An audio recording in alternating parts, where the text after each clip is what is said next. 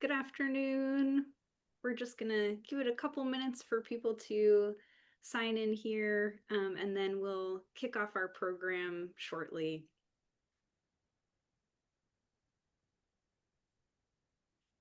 While we're waiting, I'll just share my name's Joanne Kilgour. I'm the executive director of the Ohio River Valley Institute. And I'd like to just cover a couple of technical notes while people are entering. First is that we'll be recording this session for anyone who's not able to join live, or if you are able to join live but would like to review the recording. In addition, we have enabled closed captioning for this event for accessibility. So if you'd like to turn on closed captions, there should be a button at the bottom of your Zoom screen to enable that function. Thank you to Ben Hunkler, the communications manager at the Ohio River Valley Institute, who's coordinated this event and who's on here today. In case you have any technical issues with the meeting, feel free to message Ben. The format of today's event will begin with remarks from our panelists, after which we'll open the floor to questions from the audience. So if you do have questions, please feel free to use the Q&A and chat functions, and I'll do my best to see that we get through as many questions as we can in the allotted time. And if there are any questions we do not have time to address during this event, we'll be sure to follow up with you directly and make sure that you get a response. Wonderful.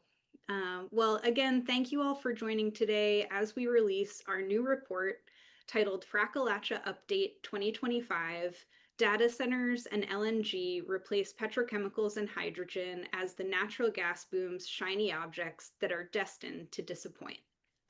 Today's report details how the race to expand Appalachian natural gas production in anticipation of new power demand for AI data centers and increased export capacity of liquefied natural gas is unlikely to generate long-term job growth or local prosperity, following up on similar findings from our previous reports in the Frackalachia series. We're joined today by the author of this report, Orvy's senior researcher, Sean O'Leary, and by Kleinman Center Senior Fellow, John Quigley. In addition to being a senior researcher at the Ohio River Valley Institute, Sean is a native of Wheeling, West Virginia, and has written about coal, natural gas, and their role in the economies of Appalachia in a book, a newspaper column, and a blog titled The State of My State. And previously, Sean served as communications director at the Northwest Energy Coalition in Seattle, Washington. In addition to being a Kleinman Center Senior Fellow and previously serving on the Kleinman Center Advisory Board, John Quigley was the founding director of the Center for Environment, Energy, and Economy and lecturer in sustainability at Harrisburg University of Science and Technology. He served as the secretary of the Pennsylvania Department of Environmental Protection from January 2015 to May 2016, and as secretary of the Pennsylvania Department of Conservation and Natural Resources from April 2009 to January 2011. He's the first and only person in Pennsylvania history to serve as secretary of both the state's natural resource agencies. Quigley also served as a two-term mayor of Hazleton, Pennsylvania, and as an alternative federal commissioner on the Interstate Commission on the Potomac River Basin. He was the founding executive director of a nonprofit economic development corporation, held a number of management positions with two industry-leading manufacturing companies in the private sector, worked for a statewide environmental NGO, and was an instructor in economics at the Penn State University campus, and wrote a weekly column for a Northeastern Pennsylvania newspaper. Thank you again to both of you for joining us, and I'm very pleased now to turn the mic over to Sean O'Leary. Well, thank you very much, Joanne. And Ben, if we can go to the presentation, thank you. That's great.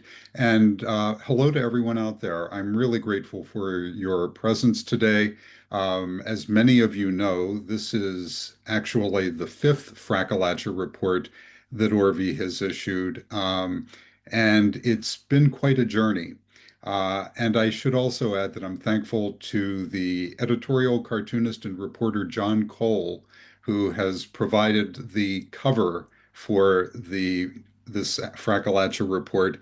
And I have to say, the cover probably captures the substance and spirit of the report in about 6 words, whereas it took me about 9,000 to do it in the report. So thank you very much to John Cole. Ben, if we could go to the first slide. For those of you who are not familiar with Frackalachia, it's a term that designates a number of counties in Ohio, Pennsylvania, and West Virginia in which natural gas production is a very big deal.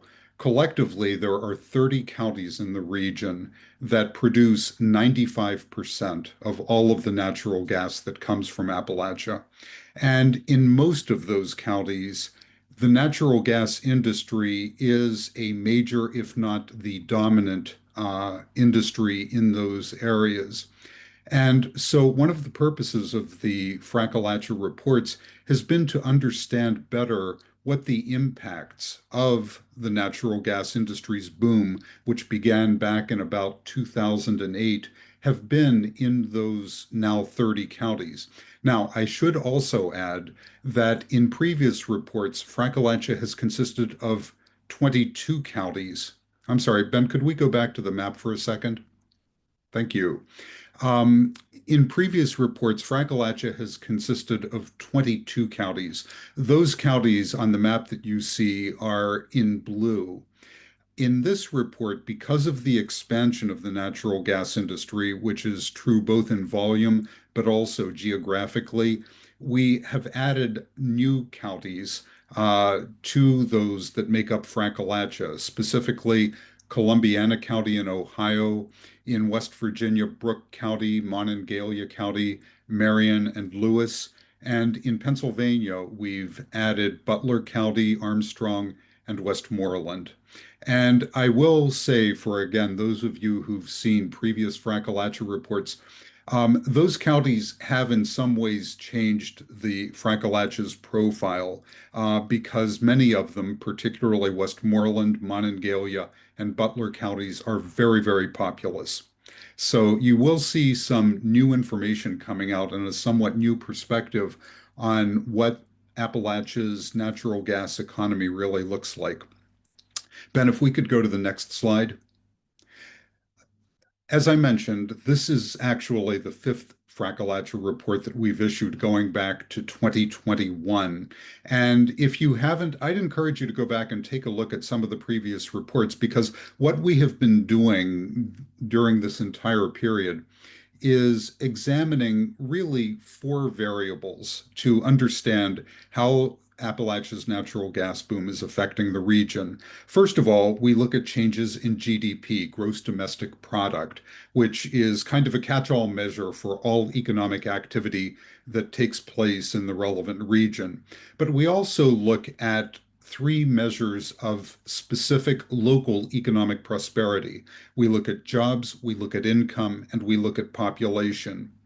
And what you'll see as a constant throughout the entire series of Frackalachia reports is that in this region, there is a radical difference between what you would expect based on looking at gross domestic product, overall output in the economy, and those other three measures of local economic prosperity. And so if you go back to the previous Frackalachia reports, you'll see not only the numbers for the counties that I talked about a moment ago, but what you will also see are explanations for why in this region economic development as measured by GDP has skyrocketed since the launch of the Appalachian natural gas boom. But in that period, all other economic indicators have not only not risen in proportion to GDP, they have actually gone into reverse. And so we're in a situation now where, despite immense economic growth as measured by GDP, Frackalachia is in a state of having actually lost jobs since the beginning of the natural gas boom. It has also lost a serious number of people, overall population. And as you'll see in a moment, the incomes of people in Frackalachia far trail that of folks in the rest of Ohio, Pennsylvania, and West Virginia, and especially in the nation as a whole. Ben, if we could go to the next slide.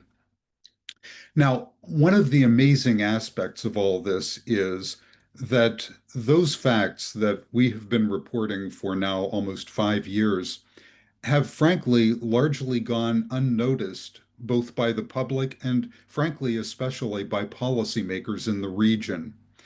And that's disappointing because those people don't don't know or don't care about the economic impacts of the natural gas industry. Many policymakers in the states of Ohio, Pennsylvania, and West Virginia continue to look to the natural gas industry and its expansion as being a potential engine for economic prosperity. There is a general and prevailing belief in the region that as the natural gas industry goes, so goes the economies of the three states of Ohio, Pennsylvania, and West Virginia. And we see that impression expressed in many, many ways. There are a number of economic impact reports that have been uh, sponsored by the industry that feed that narrative that the natural gas industry is a great foundation upon which to try to build prosperity, but there is also the politics. And just in the last fall's elections, we saw both at in the presidential election and in state contests, um, frankly, lies being told about the significance of the natural gas industry in the region. We saw advertisements from the Trump campaign and from other campaigns that claimed that as many as 500,000 jobs would be lost in Pennsylvania if fracking were to come to an end. Well, that's quite a remarkable claim given that in Pennsylvania, the fracking industry only employs a little over 18,000 people. And in fact, in Pennsylvania, literally, there are more people employed as hairdressers than there are in the natural gas industry. Nonetheless, we see these remarkably inflated economic impact reports. And that's one of the reasons why at the Ohio River Valley Institute, we felt a compelling need to help show people what the actual numbers are. And so the numbers that you're going to see going forward in this presentation are not modeled figures. They're not projections. They're not inferences of what the natural gas industry is doing. These are what I'm about to show you are just the raw numbers. Ben, if we could go to the next slide. The first set of numbers that I want to share with you, because I think they illustrate that disconnect that I just described a moment ago between GDP growth on the one hand and deterioration in the economy in all other measures of prosperity on the other hand, very, very vividly. This particular chart ranks the states in the United States for their change in their share of GDP between 2008, at the dawn of the natural gas boom, and 2023, which is the last complete set of numbers that we have. And what you'll see is that if you look at the column marked GDP, with Utah sitting at the very top, you see that there are about 25, or not quite 25, about 23 states that have seen their share of GDP increase. And when you look to the right at jobs, at income, and at population, you'll see that, generally speaking, if GDP is going up, then most of your other indicators of economic prosperity tend to go up as well. And similarly, if you drop down to Iowa and below Iowa, where states begin to have negative GDP share, you notice that again, pretty much all of the other indicators of prosperity go into decline as well. And that's why many people use GDP as sort of a catch-all statistic or a very quick way to assess whether a region, or in this case, states, are thriving economically or not. But then if you go down the left-hand side, the 13th item, the 13th name on this list is Frackalachia. If Frackalachia were a state, it would have experienced an increase in its share of the nation's GDP of 6% since 2008. That's very healthy. That's very, very good. But if you go to the right and you look at jobs, income, and population, what you see are double-digit declines in every one of those things.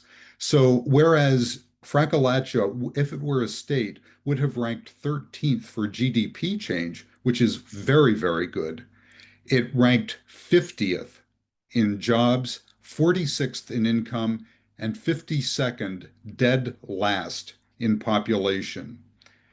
And that is the message that policymakers need to hear, that whatever else it is, the natural gas boom is not an engine for economic prosperity. In fact, as I've said in other reports, the bottom line is that the natural gas industry is structurally incapable of generating or delivering job growth, income growth, and population growth to the region. And to the degree that we allocate resources to help develop that industry, we're diverting those resources from other industries that could actually deliver uh, growth in jobs, growth in incomes, and growth in population. And so, Ben, if we could go to the next slide. Here you see the 30 Frackalachia counties with that same set of statistics. And so again, you'll notice that over on the left, you see GDP, and I list first Frackalachia, and then following Frackalachia, you see the combined states of Ohio, Pennsylvania, and West Virginia. And then underneath that, you see each of the 30 Frackalachia counties. And what you see again, first for Frackalachia, its share of the nation's GDP grew by 6%, but its share of jobs, income, and population all declined by double digits.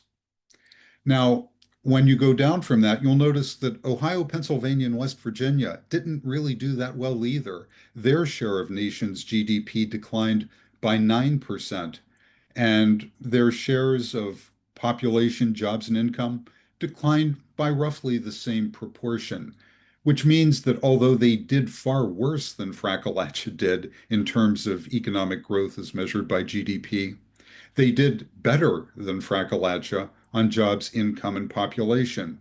And again, the message that I want you to take away from this is that far from the natural gas industry being a generator or a contributor to job growth, income growth, and population growth, the Frackalachia counties actually are drags economically on the states of Ohio, Pennsylvania, and West Virginia.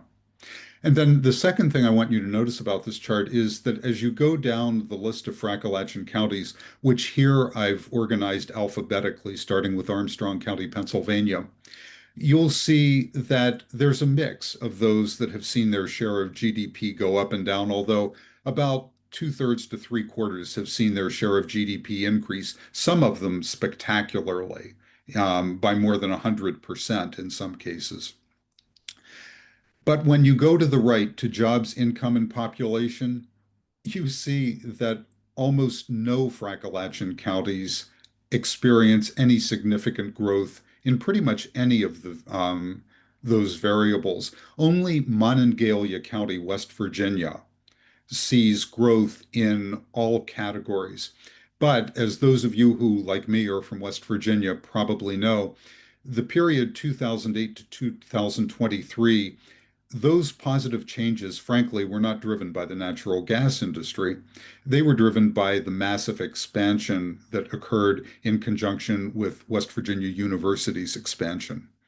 And so even in that one instance where we see Frackalachia counties apparently doing pretty well, not really, or at least not because of the natural gas industry. Ben, if we could go to the next slide. So let's pivot now. What we've just seen is Appalachia, the Frackalachia counties, analyzed in terms of their shares of the US economy.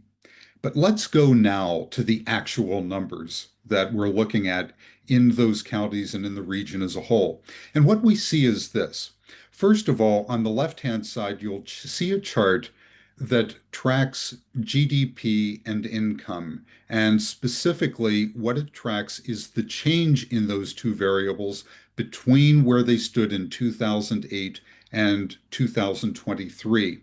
And what we see, if you go in the chart on the left and you look at the United States, you see that GDP grew by about 88%, and so did income.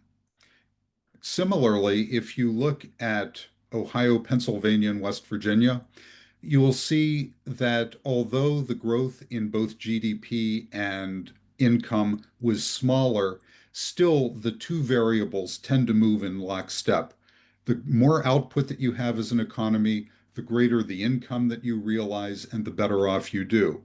Unfortunately, Ohio, Pennsylvania, and West Virginia haven't done as well as the nation as a whole, but still, they're in positive territory. And still, what we see is that as the region increases its output, its income also goes up. But then you get to Frackalachia. And all of a sudden, income and GDP diverge markedly. Whereas Frackalachia actually saw its economy expand faster, not only faster than the economies of Ohio, Pennsylvania, and West Virginia, as measured by GDP, Frackalach's economy actually grew much faster than the United States economy as a whole. Frackalachia should be a big winner economically. But then when you look at income, Frackalachia actually trails by quite a margin, not just Ohio, Pennsylvania, and West Virginia, but it greatly trails the US as a whole. And so the message that this is sending is that while we hear, and we'll talk about this more later on, while we hear about the immense amount of monies that the natural gas industry and downstream industries, including data centers and power generation, despite hearing immense numbers for investment and immense numbers for sales in those industries, what we're seeing is that very little of the money that's either invested or of the revenue that's generated by those industries ever actually lands in local economies. And we'll see what the impact of that is on jobs and on population.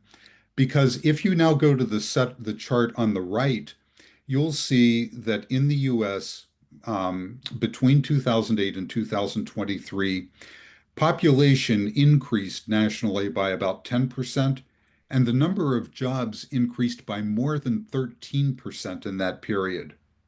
And even in the states of Ohio, West Virginia, and Pennsylvania, we did see some increase, not immense, a couple of percentage points in population, and we saw about a 4.5% increase in jobs.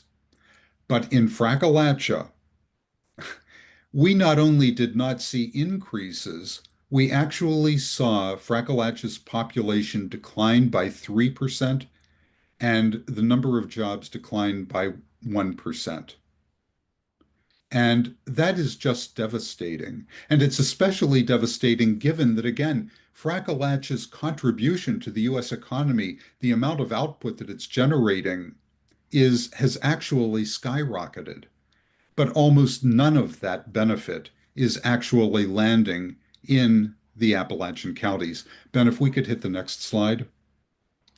And so you will be able to see this in the report, which is being shared with all of you.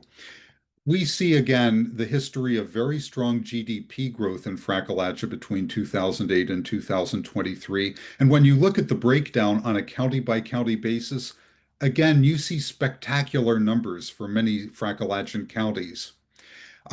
You'll notice in the chart on the right, the bar chart on the right, that in addition to listing each of the Frackalachia counties in which they're ranked by their change in GDP growth, you also see highlighted in red Frackalachia, the United States, and then the combined states of Ohio, Pennsylvania, and West Virginia.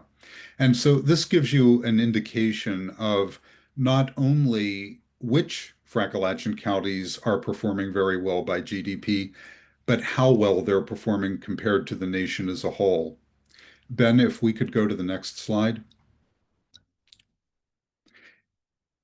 But this is where we pivot again from looking at GDP, a category in which Frackalachia is a very strong performer, to measures of actual prosperity that are felt on the ground by residents. And so we begin with job loss. And what we see is that again, even though nationally jobs increased by more than 13%, in Frackalachia they declined by a full percentage point. And I should emphasize that when we talk about Frackalachia as a state, we're not talking about a small area. Frackalachia has a population of 1.85 million people. Nationally, if Frackalachia were a state, it would rank 39th. It would be ahead of West Virginia and a little bit behind Nebraska and Idaho. And so Frackalachia is a big economic entity. It's not just a small cluster of counties.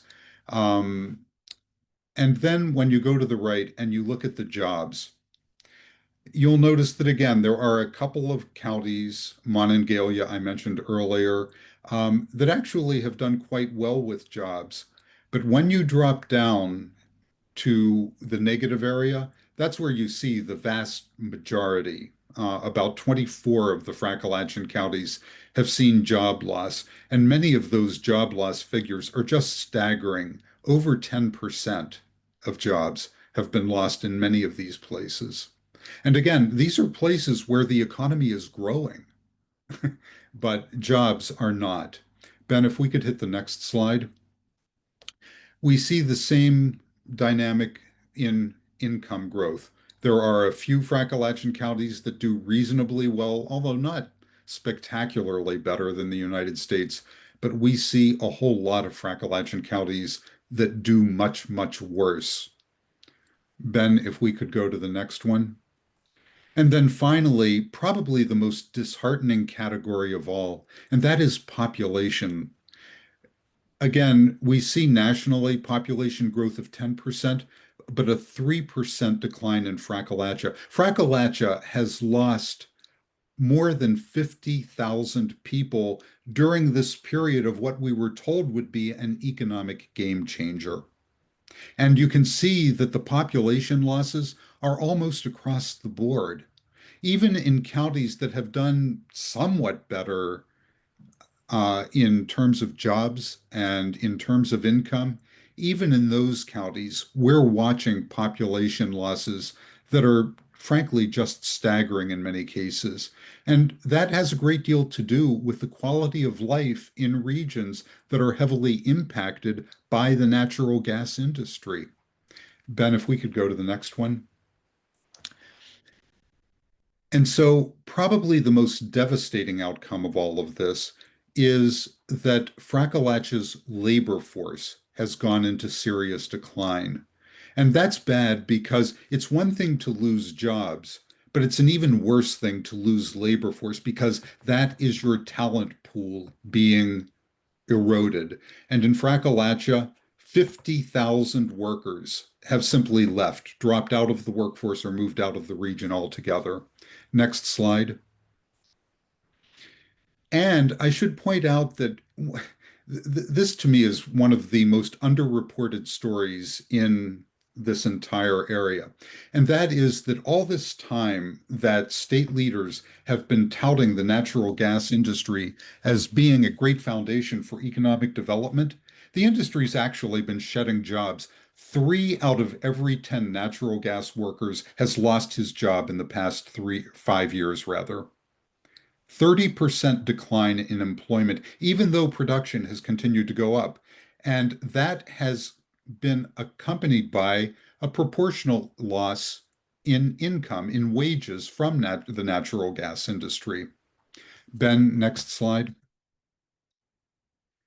And so now we're at a time when after the natural gas industry failed to bring jobs, the petrochemical project that was expected to bring 100,000 jobs failed.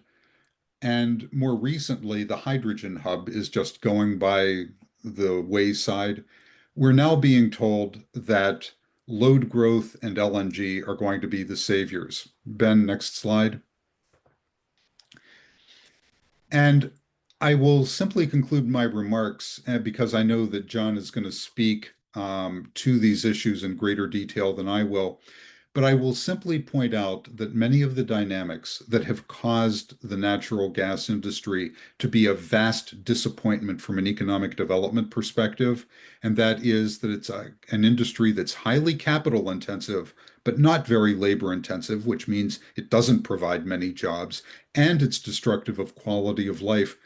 Those same characteristics are true of things like data centers. They're true of gas-fired power plants. And so the prognosis for the economic impacts of those industry of the region, even if those industries do in fact grow to the degree that many people are expecting, frankly, is still not likely to be encouraging for the region.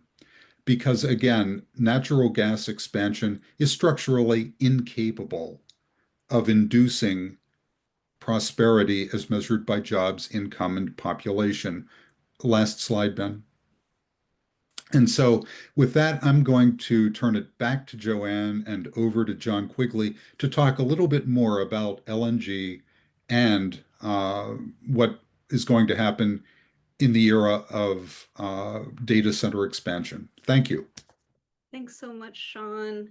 And I see that we have a couple of questions and a raised hand. Just a reminder that if you do have a question or a comment, please feel free to type it into the chat or the Q&A box, and I will get to those as soon as we're through with our panelists. So thanks very much.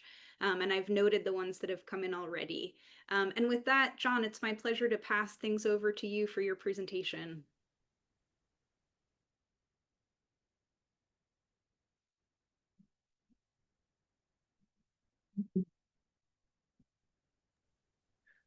John, we're not able to hear you, I'm afraid.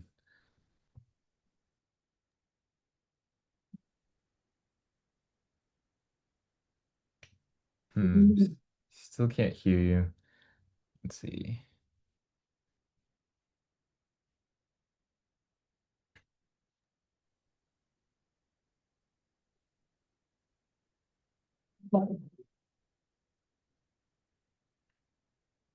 Hmm.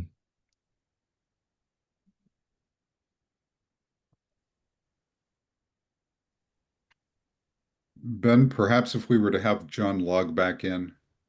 Maybe so, John. Yeah. Otherwise, yeah, if you're able to change your audio setup also. Let's see. And while we're troubleshooting our audio here, I can say that we had one question that came into the chat from Curtis Tate about whether or not all of the counties within the Frackalachia footprint went for Trump in the previous election. Sean, I don't think we've specifically examined that, but we certainly could go back to the election results and compare. Um, but I don't think that we certainly didn't include that in this analysis. Um, no, we didn't. We can check. Frankly, the vast majority, if not all of them, did. Um, because Frackalachia skirts around. It doesn't include Allegheny County, Pennsylvania, which would have been an obvious candidate, and which I think um, went for Harris in the last election. But outside of that, I'm really not sure.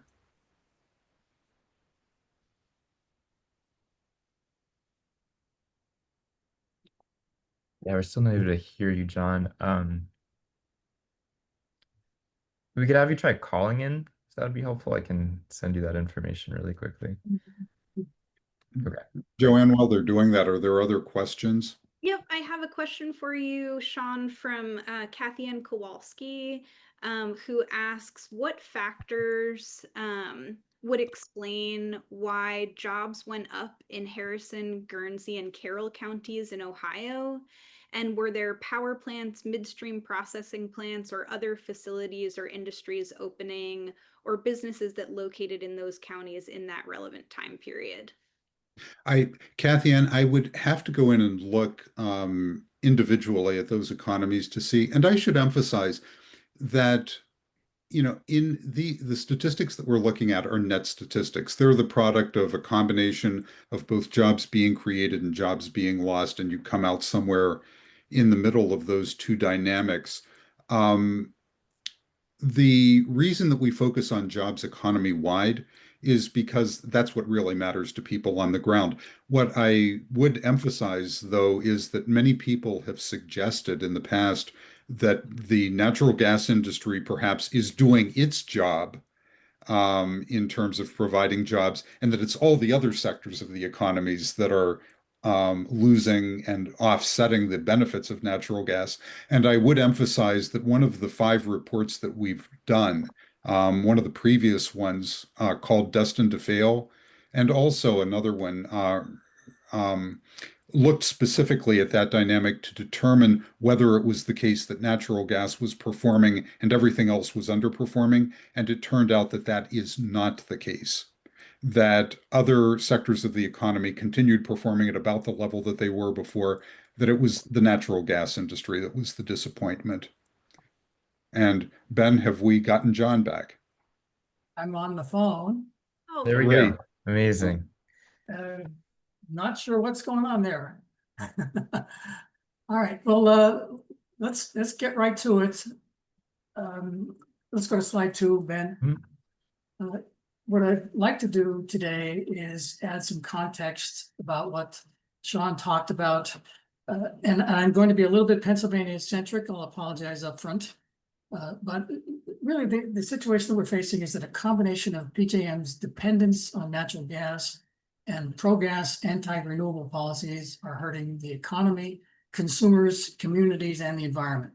And AI, frankly, can make things worse. So I want to look at these 4 areas. Next slide. Electricity prices in PJM, which serves all our parts of 13 states and the District of Columbia, are rising dramatically due to a failure to transition to clean energy. Last July's capacity auction resulted in about $12.3 billion in additional costs. Capacity costs represent about 25% of electricity bills. So consumer electricity bills rose by as much as 29% this June in the PJM region.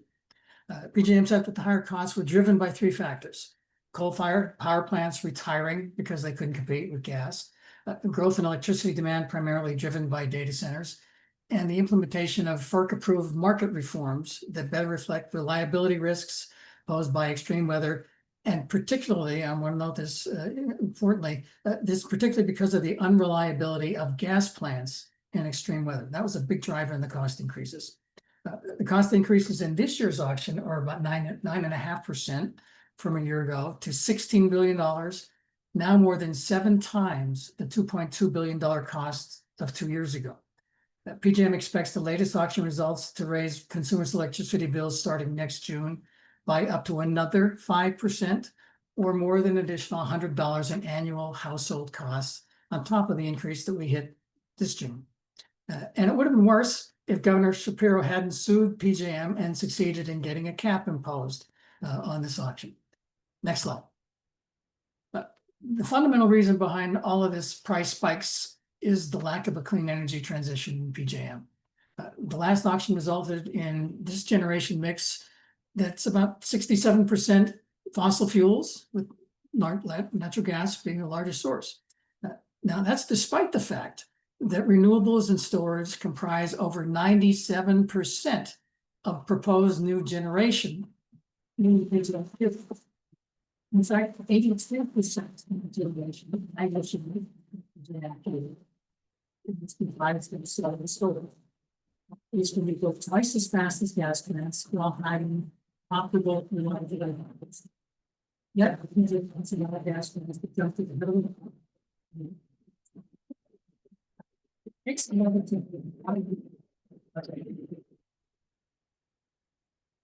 we can use the process stuff and order the forms. John, I'm having trouble hearing your audio again. It was working earlier just a second ago. In the phone. How about it? It doesn't seem to be any better. Let's see. Yeah, are you able to change your audio settings on Zoom by clicking let's see, under audio there's an up arrow that you can use to change your microphone and speaker.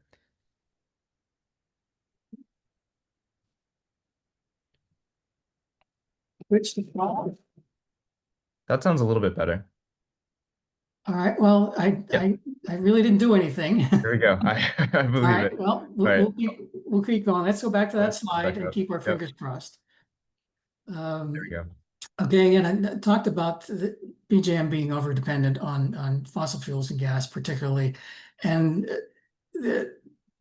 the interconnection process in PJM is very flawed. It takes, as I said, more than 5 years for a project in PJM to plug into the grid.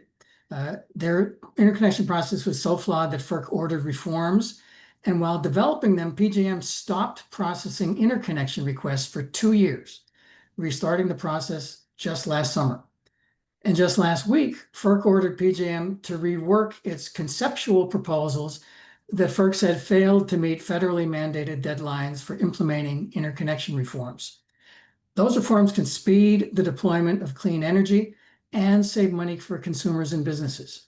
An April 2025 study from the research firm Synapse Energy Economics found that comprehensive interconnection reforms at PJM could save electricity customers an average of $505 per year and cut commercial and industrial electricity costs by 23% through 2040.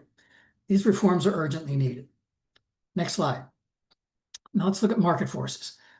PJM's dependency on gas is particularly problematic because market forces are driving up natural gas prices, making the region dependent on an increasingly expensive fuel source. The cost of new gas plants has tripled since 2022. There's a backlog on turbines and power transformers that stretch into the 2030s. DOE in the previous administration found in a report issued December of last year that unrestricted LNG exports will raise domestic natural gas prices by at least 31% by 2050, further increasing electricity costs. And based on a latest EIA analysis that actually came out yesterday, that Appalachia will supply increased amounts of gas to support LNG exports, that may drive up prices in the region as well and make our power situation even more expensive. Next slide. Policy forces are an extremely backward force in this conversation. The federal reconciliation budget bill, the repeal of clean energy tax credits will increase U.S. power bills by slowing the construction of solar, wind, and battery projects, which made up 90% of the new electricity connected to the grid last year. The law is going to reduce economic growth, and in Pennsylvania, Ohio, and West Virginia combined, it will wipe out about 45,000 jobs by 2030 and over 57,000 jobs by 2035, according to one analysis. It will also wipe out about 30 gigawatts of planned generation capacity in those 3 states and risk a power supply shortfall. According to analysis that was commissioned by the Clean Energy Buyers Association, the budget law is going to raise the cost of electricity over the next 4 years in Ohio by 5.4%, in West Virginia by 6.4%, and in Pennsylvania by 8.1%.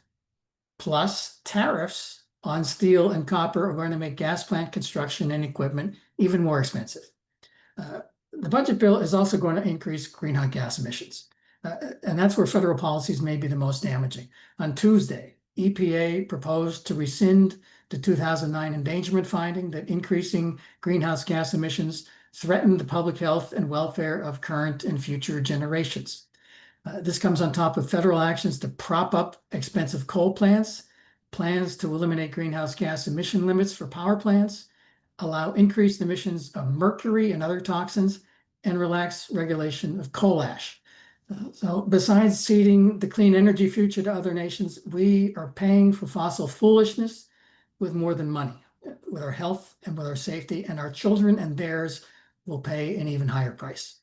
Next slide. So now we come to AI.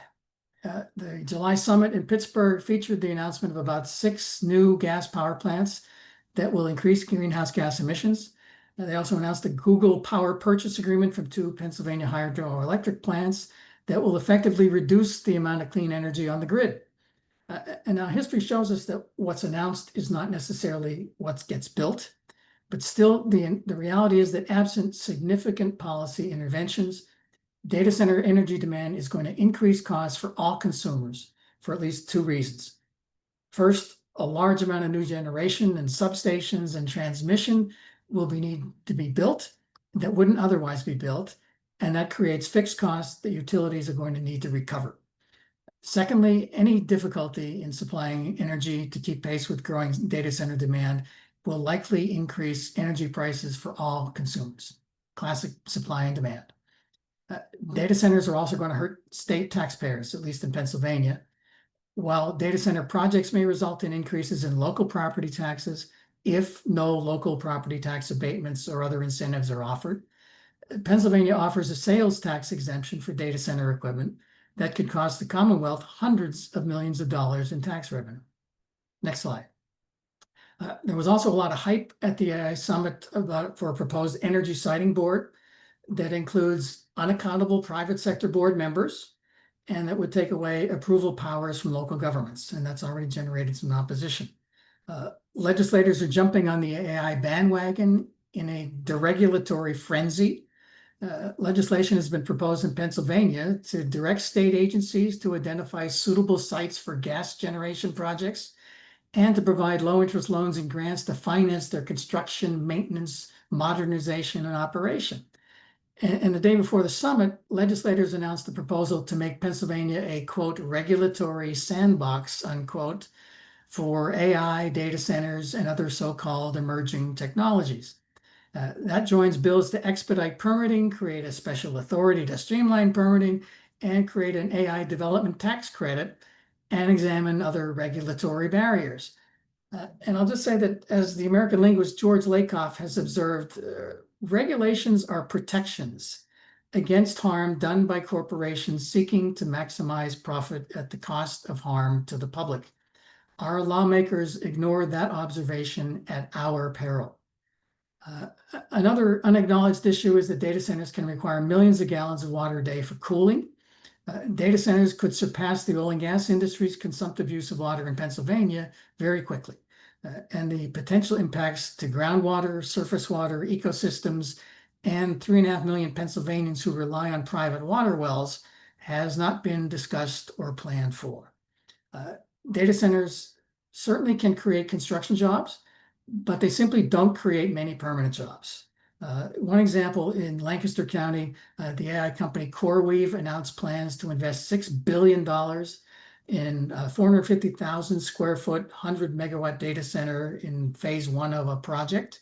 The facility will be cooled by air, not water, and it will contain lithium-ion battery backups, but it will also have 72 diesel generators for emergencies. And I'm not sure I'd like to be anywhere nearby breathing when they fire up.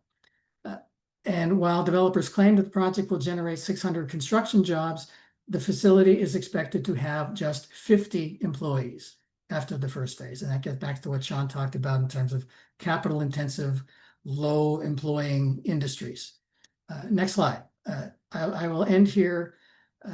Without announcing anything publicly, Pennsylvania Department of Environmental Protection recently financed Coterra Energy $299,000 for contaminating 13 private water supplies in Lenox Township, Susquehanna County in 2021. Lenox Township is just a few miles from Dimmock. In December 2022, Coterra pleaded no contest to criminal charges filed by the Office of Attorney General and paid a penalty of $444,000 for contaminating 21 water supplies in Dimmock in 2002. As Mark Twain said, history never repeats itself, but it rhymes. This conversation about gas and AI is not just about prices and jobs and investment and policies. It's about people and the impacts of development on them. And I'll stop here. Turn it back to Joanne. Thank you very much, John. And thanks to everyone who's asked a question in the chat. I know we only have about 10 minutes left, so we'll try to get through as many as we can. And first, I'd like to ask both of you, John, you mentioned the AI summit that was recently hosted at Carnegie Mellon. And at that summit, investments totaling $92 billion were announced for data center related development. Could you both speak to what kind of economic impact you expect that to have? And Sean, maybe we'll start with you. Okay. Yeah, thanks, Joanne. Unfortunately, the $92 billion may not have much measurable impact. I know that $92 billion sounds like a great deal of money, especially when, as in this case, it's concentrated in just one state. But I want to drop another statistic on you, and that is even more money has been invested by the natural gas industry in just primarily 8 counties in eastern Ohio. At the Cleveland State University, the Levin School, they track gas industry investment in the state. And that figure just topped in its most recent report since the beginning of the gas boom $100 billion. It came in at $108 billion. Again, largely concentrated in just 8 counties in eastern Ohio. And yet, during that time, those 8 counties have actually seen double-digit losses of both jobs and income and population. And so that gives you perhaps some indication of how hollow and meaningless investment figures can be, even when they're very, very large. Because when we look at the industries that were part of that announcement, which are, of course, natural gas itself, power generation, and data centers primarily, are the big three, each of them, as John just pointed out, share the characteristic of being very highly capital intensive. And to put this in context, the natural gas industry, only about 7 to 8% of all of that industry's income is allocated to labor, as compared to nationally in the economy as a whole, it's usually about 55%. And so, unfortunately, that same characteristic is true of data centers. It's also true of gas-fired power plants, none of which are major contributors. And we can look at plants in the region. In Guernsey County, they have a nearly 2,000 megawatt gas-fired power plant that employs 30 people. As I said to one person, it's an Olive Garden economically. The same is true in Westmoreland County, Pennsylvania, Lawrence County, Pennsylvania. All of them have 1,000 to 2,000 megawatt gas-fired power plants that employ only about 30 people. So that's about as much as I think we can expect to see from this announcement, even assuming that the investments are made and it all comes true. Yeah, I would certainly echo that and just kind of point out that aside from construction employment, there certainly will be some impact in terms of construction. These facilities don't employ a lot of people. The equipment that goes into them is not sourced locally, so there will be no benefits to the local economy from any purchases involved. So these big flashy numbers, these billions of dollars that are being bandied about, again, whether or not they actually happen, and many of these projects actually that were announced, incidentally, were underway before January this year, they're not going to provide much in terms of long-term employment for local communities. And John, while we have you, would you mind addressing a little bit more about the Pennsylvania sales tax exemption related to data centers that you referenced? Yeah, it's a sales tax exemption that was enacted in the Wolf administration that essentially exempts state sales tax from computer equipment purchases, and that would apply at these data centers. So basically, all of the equipment that is going into these centers are going to be tax-free. So, and again, if you look at, for example, that site that I cited in Lancaster, a $6 billion project, most of that is equipment. So billions of dollars worth of equipment that will be installed tax-free. So the state is foregoing hundreds of millions of dollars at a sales tax rate of 6%, hundreds of millions of dollars of state tax revenue. Joanne, could I kick in on that also? Because while we're on the subject of what are effectively subsidies paid for by taxpayers for data centers, which bring little economic benefit, I'd go back to a point that John made a little earlier about the PJM capacity auctions, which have resulted in most recently about $9.4 billion in increased electrical costs that we're seeing in our utility bills right now. It should be emphasized that those costs are specifically associated with data centers, most of which have not been built yet. And yet those costs are being inflicted on current ratepayers.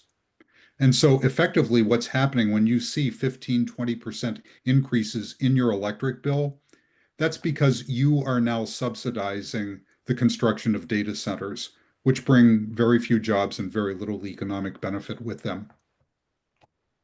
Thanks, Sean. Going back to a point that was made earlier in your presentation, Sean, Kathy Kowalski asks, pointing out that natural gas development and power plants aren't labor intensive compared to the amount of capital they require, and whether or not there's a response when opponents of renewable energy counter that solar and wind projects likewise don't provide many permanent jobs. Kathy, that's absolutely true. The problem is, and you can see this in the statistics, utility scale power generation, whether it's gas or whether it's renewables, is not a highly labor intensive activity. It simply is not, which is a tragedy because many policymakers and many communities, people look at power plants because they're big and they're impressive and they're shiny and there are lots of things, and you can point to them and say, that looks like economic development, that looks like jobs, when in fact they're not. And so, no, this is not, we're not here to have an ideological conversation about, renewables versus fossil fuel resources. I mean, I have my opinions and a lot of people do. We're just dealing with the economic facts here, which is that utility scale power generation is not a great engine for economic development or jobs. Now, there are things in the energy sector that are. Energy efficiency is highly labor intensive and it's highly effective and it does provide lots of jobs. There are many energy related industries that are sound bases for economic growth. It just so happens that utility scale generation is not among them. John, anything you'd like to add? Well, I did mention some job figures in my presentation about the impacts of the federal budget bill. 57,000 jobs in the three-state area by 2035. They were primarily the manufacturing jobs, the battery factories, the solar factories, the other equipment, clean energy equipment manufacturing operations that were going to be built as a result of the previous administration's policies and different legislation. Those are the jobs that are going away. So the clean energy economy is a job driver when you look at, as Sean said, energy efficiency, but also manufacturing the clean energy equipment. And that's what we've lost in the last 7 months. Thank you. I know that we have other questions we did not get to. I have recorded them all and I have the names of the individuals who've asked them, so we'll make sure to follow up with you. And just wanted to, again, give a big thank you to Sean O'Leary and John Quigley for your presentations and your responsiveness to questions. Thank you to Ben for your organizing and great facilitation of this event, and really appreciate everyone who joined. Please do feel free to reach out to us if you have further questions. Ben has provided a link to the report in the chat, and then we'll also follow up with slide decks should you be interested in receiving a copy of the presentations today. So thank you all very much, and we will make sure to stay in touch as all of these developments move forward.